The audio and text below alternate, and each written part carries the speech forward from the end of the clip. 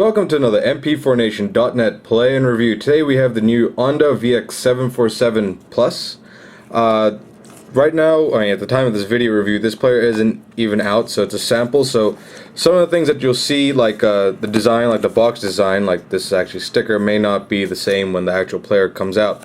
Basically, it's the same packing, and it's actually pretty much the same player as the VX747, except this player has a built-in 1.3 megapixel. Anyway, here's Jay Chow again.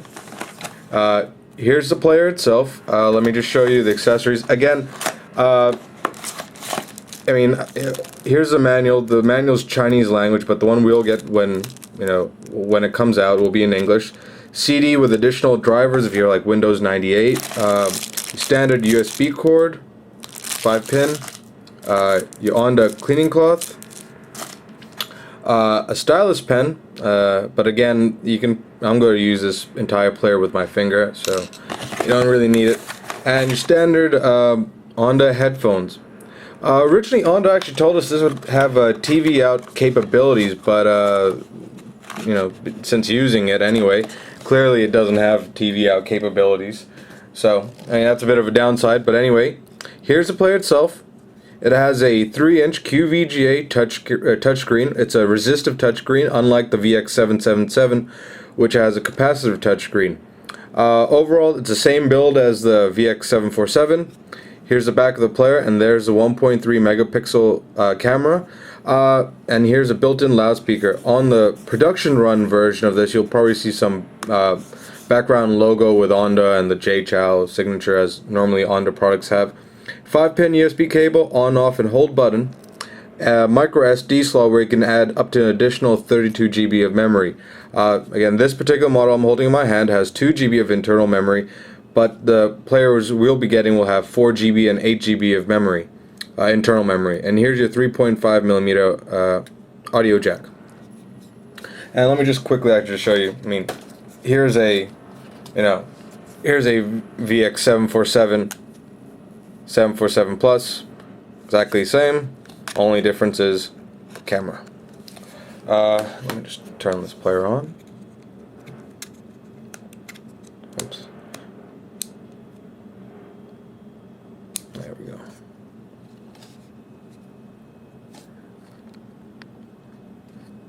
As you can see, it has a standard Onda layout for the touchscreen players now. Nothing very new except the new camera feature.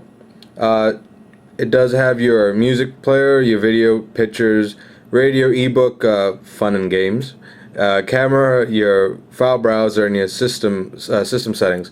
Let me just start with the music. Again, it has the same layout as the VX747 and even the VX777. So there's nothing very new here. It reads ID3 tags also, so it can sort music. And you can have play order. Oops, that's right. It didn't come in with any audio. Anyway, it does play WMA, MP3, FLAC, and APE file format.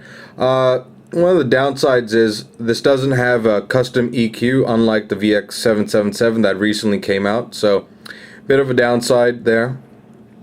The audio quality on this is it's decent. It's pretty much the same as a VX747. So it's not as good as other players we have, like the Nationwide S-Flow. Video quality is very good. This is a test AVI file that came with it. It plays high-res videos. It plays AVI, FLV, RMVB file formats, probably the best supported video file formats. It does support MP4 file format too, but it's not that good on this player. So it actually depends on how the MP4 file was converted. Anyway, it does have decent viewing angles. It is a QVGA screen, so you're not going to get anything extreme, not like the VX777. And you have the on-screen controls. You can forward, adjust the volume, and it does have continue play, so you can resume from where you last left off.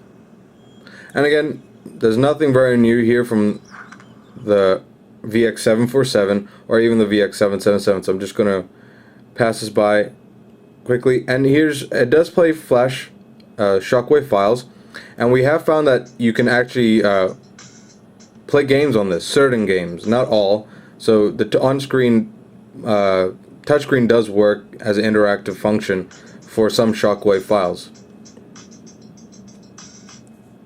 Anyways, let's go back to the picture viewer. And it does thumbnail all the images, so it's quite nice. And you can rotate. One thing I have noticed on this particular player, the VX747 Plus, is that the touchscreen is a bit more responsive. I guess it's probably just running a better version firmware, or more up-to-date version firmware, than the VX747.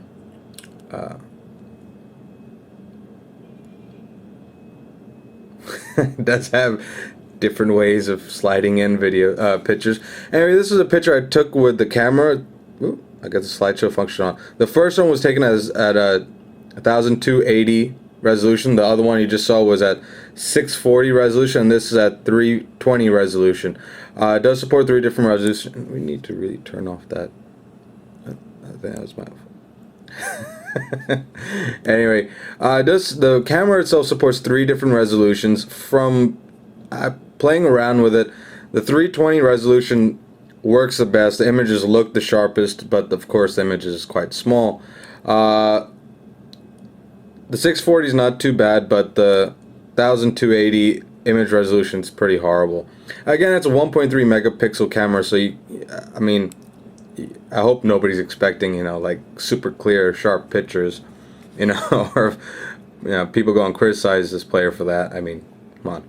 And I did take a video with the camera also. Just want to show you these right up first. It does record audio too.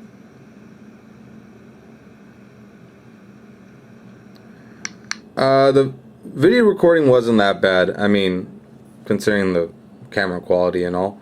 But oh,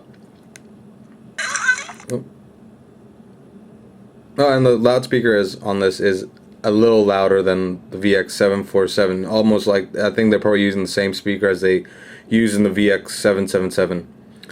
So that's a bit of a plus. And you have your radio. You know, you can add your own channels, pre-program it. The headphones have to be connected for it to properly work too. You can also record from the radio. The ebook function. And again, it does resume play. People on our forum have found ways to modify the ebook so that it makes it easier to read by modifying the font, which I'm pretty sure is probably going to be the case in this player too. So the ebook is kind of nice after you do a little bit of a modification to the font file. So, and that guide is on our website too, on our forums.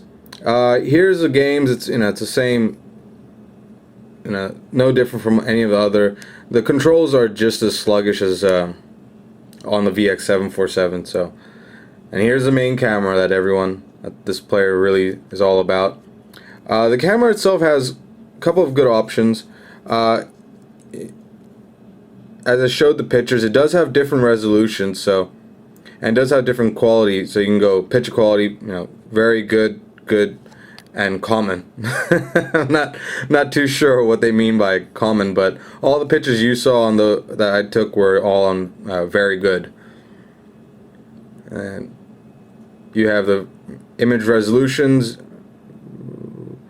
So screen is, let me just, there, maybe better to see. Anyway, it does support 1280 by 1024 resolution, 640 by 480 resolution, and 320 by 240 resolution. Again, the 320 by 240 will probably give you the best images, really. 640, 480 not bad, but the 1280 images are just, they're just washed out, not that nice. And you can change the white balance, the style of the images, color, black and white, are old photos, so I guess it gives that little yellow tinge. The brightness, you can automatically set it, or it can do it automatically for you. And those are the main settings. And you just press up there, and it does change it to video recording. I still can't figure out what that is. I think I might just change the images from landscape to a portrait, but I didn't really see any difference when I was using the camera, so can't really comment about that. any of your browser, any system settings. Again, it has your standard, different themes.